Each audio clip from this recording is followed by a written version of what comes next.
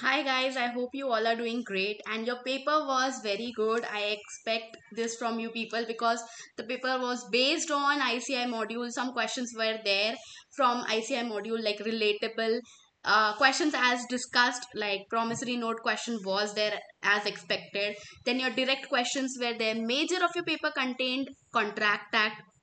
From the students we have got the review that the paper was a little lengthy. Yes, it was expected that it will be a little lengthy, and whilst discussing also it was said that you have to maintain your speed. So if you have maintained the speed throughout the paper, it wouldn't have been a very big problem for you.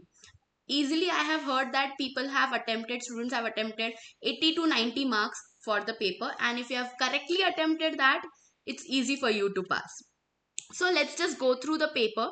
Majorly, you see, your paper was based on contract act, the 9 units. New questions, like your questions based on the units that were added newly, was also there. Wagering contract, contingent contract, they had asked you the questions over here in your question number 6.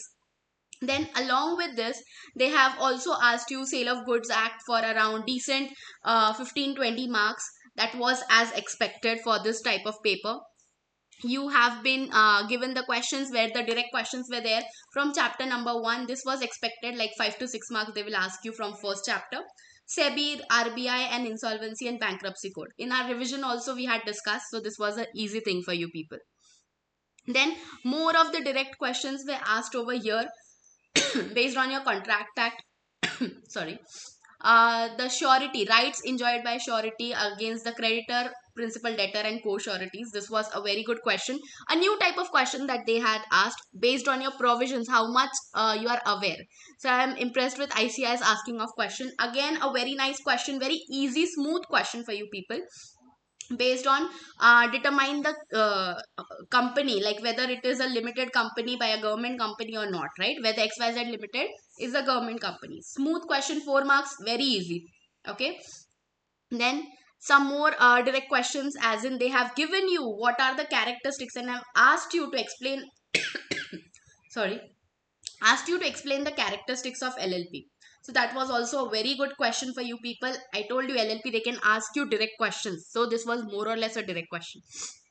Again, now they have asked you salient features of a type of company where one person company was asked over here, right? So easy question for you. Again, this was a very scoring bit. I feel like this particular bit, question number 2, was a scoring bit for you.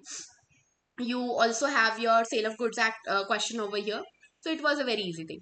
Again, they have given you some briefing. This question, I would say this was somewhere a new type of question, that there are some cases where non-registration of firm does not affect certain rights that you had to explain. So this was a somewhat a new question, but it was very easy. Again, on your concept, your understanding, they have asked you a question, which was your question number 1B, asking about a subsidiary company, holding subsidiary relationship. New type of question. This was application based question. Very smooth paper. Yeah, it was lengthy, but it was attainable, as I have heard from students. Okay. So I guess your paper was good. You have performed everything nicely.